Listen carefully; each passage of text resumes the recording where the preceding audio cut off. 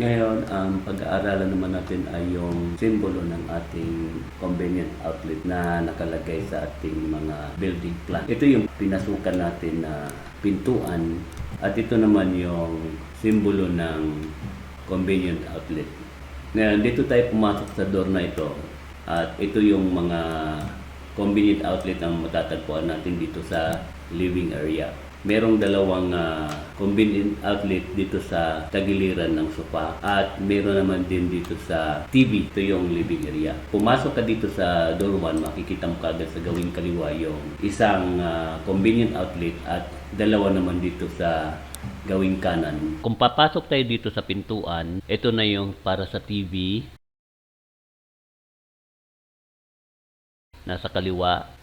At dito naman sa bandang kanan nakalagay yung dalawang convenient outlet na nakalagay sa sofa, sa tagiliran ng sofa. Kasi kung dito mo ilalagay kasi sa gitna, matatakpan ito ng sofa, yung convenient outlet mo, kaya hindi practical na lalagyan mo ng outlet doon sa likuran ng sofa. Dapat sa tagiliran, isa dito sa may lalagyanan ng telephone at saka sa refrigerator. Dito naman, papunta rito sa dining area, wala kang makikita ritong convenient outlet. Karaniwan kasi hindi na nilalagyan ng convenient outlet dito sa dining area, gawa ng kainan kasi ito. Pwede rin maglagay dito ng convenient outlet, pero sa plano na to ay walang nakalagay. At dito naman sa kitchen sink, ayun, tinuturo ko doon sa may lababo. Dito, huwag kayong magkakamaling maglagay ng convenient outlet na malapit sa sahig. Dapat ito nakaibabaw sa kanyang kitchen sink. Nakatulad nitong pagkakalagay nito. Karaniwan kasi ito ginagamit sa mga rice cooker, microwave oven, o ano pa mang bagay na pwedeng ipatong sa kitchen sink. Ayun, yung isa namang convenient outlet natin ay nakalagay naman dito sa, kung tayo'y lalabas dito sa kitchen sink. Ito yung pintuan na to, ang lalabasan natin. Meron tayong pangalawang pintuan dito. Ito. Pag pumasok ka dito, makikita mo naman yung isang convenient outlet na sa laundry area. Pero this time, nilipat ko ito sa malapit sa ating bintana. Ito, para sa kuwan kasi yan saksakan ng ating washing machine. And ito yung ating labasan. Itong laundry area. Ayan. Meron tayong pang outdoor siyempre na outlet dito. Kailangan talaga pag nasa outdoor, merong cover yan. Pagka naman pumasok ka dito sa bedroom, pasok ka dito sa bedroom, meron ditong pintuan na dito yung pasukan para sa bedroom. Ayun yung isa, at dito naman sa bandang kanan, makikita mo kaagad sa may bandang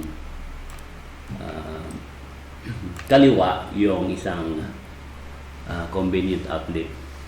Kaya lang may nilagay akong katabi rito na outlet para sa internet, kaya hindi to kasama sa plano, pero may mapapansin yung may blank plate na nakalagay para yun sa internet connection. At bandang kanan naman ay isa sa closet para naman ito sa paanan ng ating kama. Ngayon dito naman sa ating home run circuit nito ay naka-assign ito sa circuit number 2 o yung breaker number 2. Karaniwan ang ginagamit natin dito ay mga 20 ampere na circuit breaker para dito sa home run na C2. Kailangan kasi mas mataas yung value ng wire. Ginagamit kasi naming wire dito ay number 12 ng mga outlet. At 20 ampere dapat ang kailangan natin dyan na may lagay na circuit breaker. Dapat mas mababa siya doon sa rating ng wire na number 12. Stranded wire ang ginamit namin dito na THHN. Ngayon dito naman sa ating lagayan ng aircon, gayon din ang aircon dito usually nilalagay namin dito na outlet. Karaniwan ganito yung simbolo ng outlet natin, no, para sa mga appliances. Dito naman, yung outlet dito na inilagay ay diretsong sinulo yung circuit number 3 na breaker. Karaniwan 0.5 horsepower. Window type aircon. Kaya din ito sa number 12 na wire. Pwede rin na lagyan ito ng 20 ampere lang na circuit breaker para sa number 3 na circuit breaker. Pari-pareho lang po ito sa mga ibang room. Symmetrical din yung pagkakadesenyo ng electrical layout. Ito yung kabuuhan ng electrical layout sa makikita mo karaniwan sa mga building plan. Ito na yung kabuuhan na electrical layout sa bawat kwarto na matatagpuan mo. Maraming salamat po sa panonood at pagpalain po tayo ng Diyos na makapangyarihan sa lahat. Hanggang sa muli.